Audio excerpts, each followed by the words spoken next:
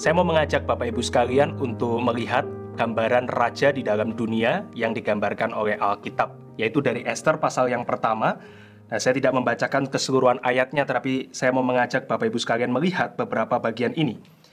Ester membukanya dengan kalimat seperti ini. Pada zaman Ahasiweros, dialah Ahasiweros yang merajai 127 daerah, mulai dari India sampai ke Ethiopia. Pada zaman itu ketika Raja Ahasiweros bersemayam di atas tahta kerajaannya di dalam benteng Susan, pada tahun yang ketiga dalam pemerintahannya diadakanlah oleh Baginda perjamuan bagi semua pembesar dan pegawainya, tentara Persia dan Media, kaum bangsawan dan pembesar daerah hadir di hadapan Baginda.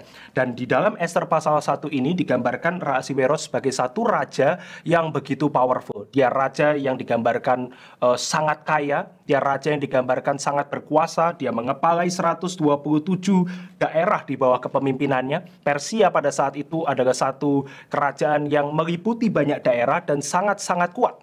Maka Ahasiweros dia juga digambarkan oleh Ester pasal 1 ini sebagai raja yang berdaulat. Karena nanti ketika dia bertitah, ketika dia mengucapkan sesuatu, maka itu adalah mutlak. Dia tidak bisa diganggu-gugat lagi keputusannya, dan kemudian keputusan apapun yang diambil oleh raja, ini menjadi satu hal yang permanen, yang berlaku terus bagi seluruh daerah di bawah kekuasaannya. Tetapi seberapa berdaulatnya Raja Ahasiweros ini? Apakah dia raja yang baik dengan setiap power, dengan setiap kuasa yang dia miliki?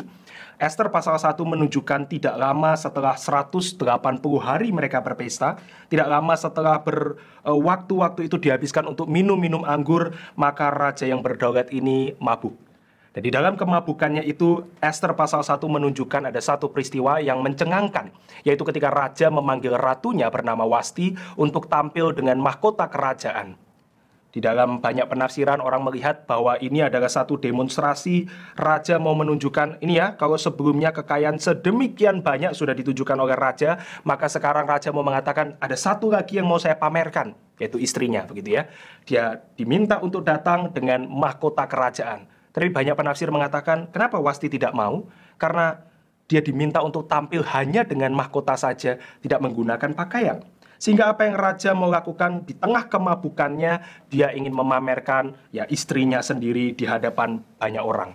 Maka ini gambaran raja yang tidak baik. Ini gambaran raja yang katanya berdaulat, yang berkuasa, yang begitu besar, itu ternyata dikuasai oleh kemabukan, dan dia kemudian melupakan sendiri keluarganya, di dalam hal ini Ratu Wasti.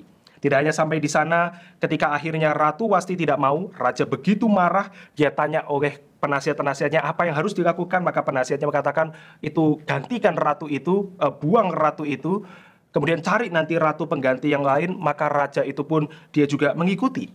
Dia digambarkan raja yang berdaulat, tapi ternyata dia pun tidak berkuasa atas rumah tangganya sendiri. Dia digambarkan raja yang berdaulat, tapi kemudian aibnya pun tersebar ke seluruh Persia karena nasihat daripada penasihat-penasihatnya. Tidak sampai di sana, tidak lama di dalam kitab Ester pasal yang ketiga, nanti ketika Haman berseteru dengan satu orang bernama Mordekai, maka kemudian Haman itu datang kepada raja, dia meminta raja mengeluarkan satu titah yang begitu kejam untuk memusnahkan orang Yahudi. Raja tidak banyak berpikir, dia hanya memberikan cincin materainya saja, dan kemudian nanti titah itu keluar. Raja itu sendiri tidak berkuasa dengan apa yang dia lakukan, baik sadar maupun tidak. Dia digambarkan sebagai ya, dia berkuasa secara dunia, tetapi dia bukan raja yang baik. Dan kita melihat bahwa raja di dalam dunia seringkali seperti Ahasiweros. Bukan hanya dia, Ahasiweros pada satu masa di Persia, tapi banyak kerajaan memiliki raja seperti ini. Tapi apakah raja seperti ini itu raja yang digambarkan oleh Alkitab sebagai raja yang ideal? Tentu tidak ya. Ada satu bagian di dalam perjanjian baru ketika raja yang sejati, raja yang ideal itu muncul. Dan saya akan mengutip satu bagian saja dari kitab Yohanes. Saya akan membacakan Yohanes pasal 17 pasal 18 ayat 37. Ketika itu Yesus sudah ditangkap oleh Pilatus, dan kemudian dia dihadapkan dengan Pilatus, dan Yesus ditanya seperti ini. Jadi engkau adalah raja? Dan ia menjawab, engkau mengatakan bahwa aku adalah raja, untuk itulah aku lahir, dan untuk itulah aku datang ke dalam dunia ini, supaya aku memberi kesaksian tentang kebenaran. Setiap orang yang berasal dari kebenaran mendengarkan suaraku. Apa yang dilakukan oleh raja yang sejati ketika ia turun dari dunia, dari surga? Dia bukan datang ke dalam dunia untuk berpesta pora, dia bukan datang ke dalam dunia untuk bermegah dan kemudian menyenangkan dirinya sendiri. Dia tidak datang untuk mempermainkan apa yang menjadi kepunyaannya, memamerkan itu kepada orang-orang, tetapi dia datang untuk membawa kebenaran. Dan seberapa jauh kebenaran ini dibawa? Kebenaran ini dibawa sampai raja itu sendiri harus dimatikan di atas kayu salib. Begitu berbeda raja yang digambarkan dunia dengan raja yang Alkitab itu nyatakan sebagai raja yang sejati.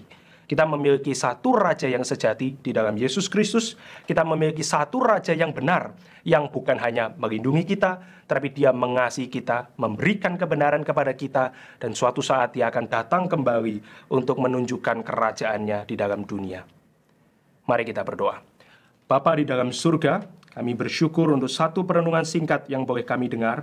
Kiranya Tuhan, Engkau membawa kami untuk bertumbuh di dalam pengenalan akan Engkau, dan kami boleh melihat Engkau sebagai Raja yang berdaulat, Raja yang sejati, lebih dari raja-raja di dalam dunia ini, dan pengharapan kami boleh terus ada di dalam Engkau. Di dalam nama Tuhan Yesus kami berdoa. Amin.